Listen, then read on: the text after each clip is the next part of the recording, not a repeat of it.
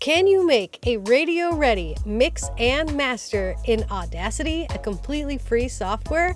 Well, today we're gonna find out. Let's go. All right, here's Audacity. I was able to import my mix into the session, which step one, that's pretty good. It went ahead and separated all of the tracks for me. There's no fancy colors or anything cool like that. It's just, it is what it is. We don't even have a grid bar to check our BPM, really. So this is going to be interesting, to say the least. I went ahead and I mixed this track already because I was a little skeptical on whether this could be done, and I didn't want to just start a video and be working for 3 hours on something and not know if it was actually going to work. So let's take a look. Let's talk about some of the things that you can do first. So one thing that is really cool is Audacity will allow you to put effects from third-party plugins onto each track, and that is absolutely huge. So if you have a VST, it will work. For example, we just click this effects button here and you can add anything. So we've added the Infinity EQ by Slate. So this isn't really a free mix because I'm using a lot of paid third-party plugins to make this work. However, it does work. And a lot of these plugins are in the All Access Pass bundle.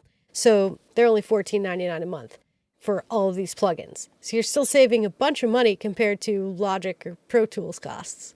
Audacity also has a master bus. Now to get to it, you click effects on any track and it will put the master bus. So this is how I was able to actually master this track, because you can do master effects that apply to everything. So that is pretty cool. You can also create a chain where you're putting multiple effects in a row here. You can also change the position by dragging and dropping them into the chain the way that you want. Pretty cool. Now let's talk about the biggest aspect of what Audacity cannot do, and that is busing or auxiliary tracks.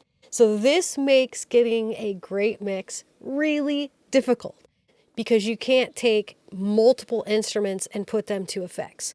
Now you can put that effect on every single track. For example, we had this background vocals here. Usually I take all the background vocals and I put them on a bus and I add like my high pass filter or a little bit of EQ, and I add my reverb there and maybe some glue compression to get the background vocals sounding really cool. You cannot do that here. You have to go through and put the EQ and compression on every single one. And then if you want to put reverb, that's where things get really, really difficult. So I had this lead vocal here and I tried to add on this reverb, and I'm just going to solo this track for you. It's probably because you're a trendsetter. I don't make promises.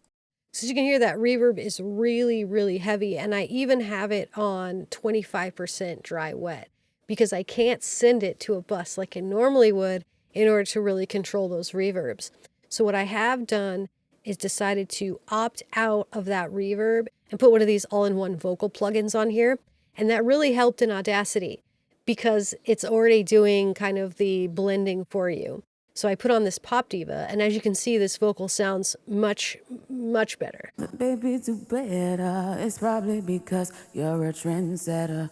Another thing that I normally do is send my vocals to a delay bus in order to get them to sit a little bit better in the mix. So I couldn't really do that here. So that kind of affected how the vocals sit in the mix as well. Now, one trick to make the mix a little bit easier is if we go up here to this view button and we view the mixer, we can actually see all of our tracks here, and we can go ahead and do our gain staging and setting our levels. Another thing that's really difficult is you can't select more than one track at a time. So you do have to go through and manually click all these. It does make cute little pictures here of what the instruments are. So that's kind of cute, I guess. But I could go through and I could really do a lot of level working. In Audacity, this is going to be your number one best friend, is going to be messing with these levels, because once you get a good balance on the volumes, it makes the mix a little bit easier. From this mixer, you can also do panning. So you can pan left and pan center and pan to the right. So you are able to do that kind of panning. in Audacity. So that is pretty neat. Having this view mixer really was a lifesaver. Main takeaways are mixing in Audacity is really, really time consuming. I would say that you're better off throwing the $60 and getting Reaper. It will make your life so much easier and you'll be able to achieve those mixes. But if you want a free software and you want to be able to do it all in there, it can be done. But I would recommend third-party plugins for this as well. So now we're going to take a listen to the mix that I did of the same song in Reaper, and then we're going to listen to the exact same mix in Audacity. They are going to be slightly different, but you let me know in the comments if you think the Audacity mix is good enough.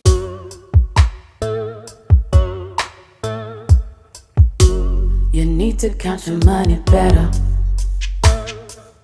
if you wanna be a trendsetter. I can tell you didn't read my newsletter. Now you're shell-shocked from the stormy weather. If you're tired of making excuses, don't know what the use is, you're a trendsetter.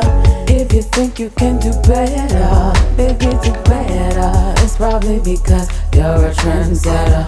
I don't make promises I can't keep, so I'ma focus on me. I'm a trendsetter.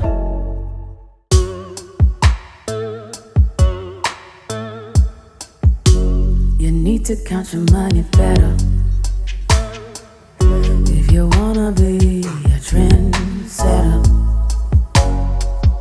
I can tell you didn't read my newsletter.